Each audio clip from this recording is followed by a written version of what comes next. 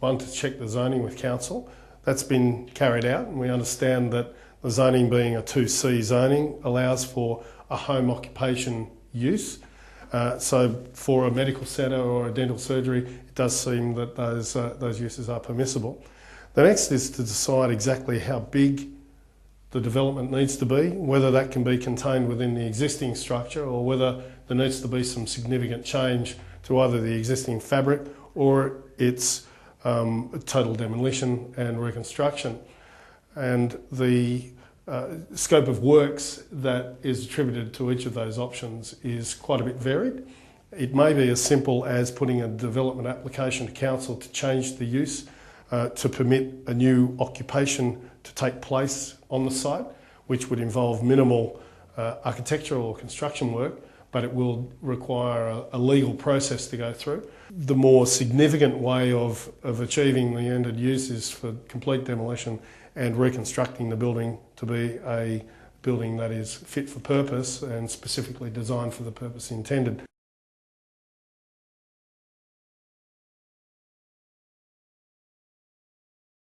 I believe the existing structure is probably a suitable structure to be used as a dental or a medical building with some minor modifications to allow for waiting rooms, for specific service requirements in terms of additional wet areas or refinishing rooms to become clean rooms.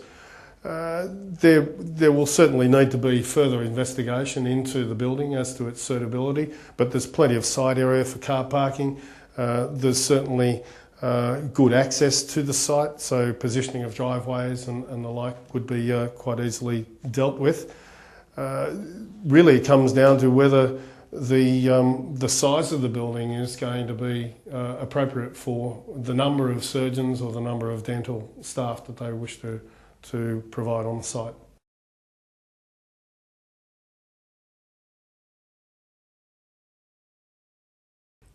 In assessing whether there's more infrastructure works required in terms of road works or road widenings or driveway crossings and the like, many of the indications as to the extent of that work comes out in a pre-development meeting with council.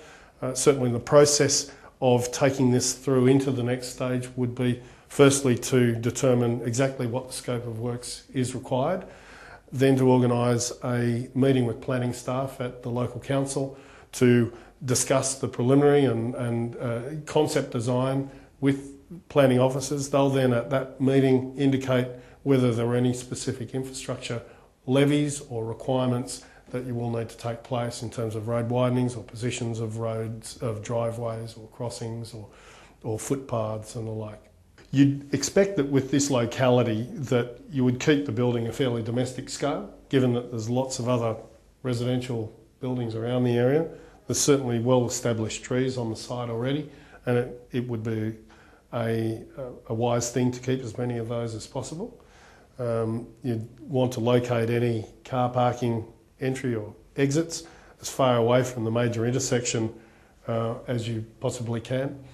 An entry up here is the most appropriate, given that it's well away from the intersection, it's on the main road, and you're also being dumped right in the body of the site. And you'd need to just organise the site so that it's very clear as to where the entry, where the visitor parking is, and where the exits are. The fees that are incurred by council in going through this development process vary depending essentially upon the construction value that you're dealing with. In change of use scenarios, it's a relatively minor fee compared to what the fees could be, and there is a set procedural fee that council will be able to inform on what that is. Should there be physical modifications required and the scope of the works requires a development application to be lodged, the fees are calculated on a cost of construction value.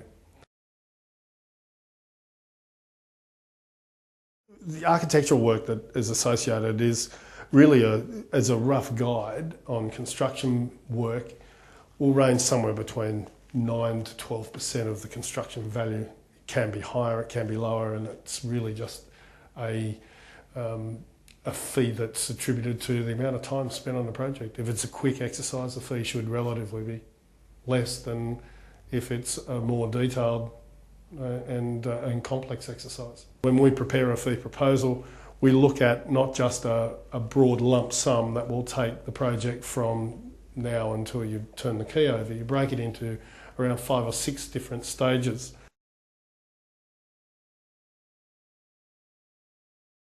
One, to get the internal layout of the building drawn up, and to understand what the finite brief is, and then to carry out that very quick exercise to make sure that the brief is achievable in the building envelope. It may be that once the brief is established as to what you want to achieve on the site, once that's compared to the existing structure, it may be that it's completely inappropriate on further evaluation. And you really won't know that until you carry out that very early stage in getting some schematic designs commissioned.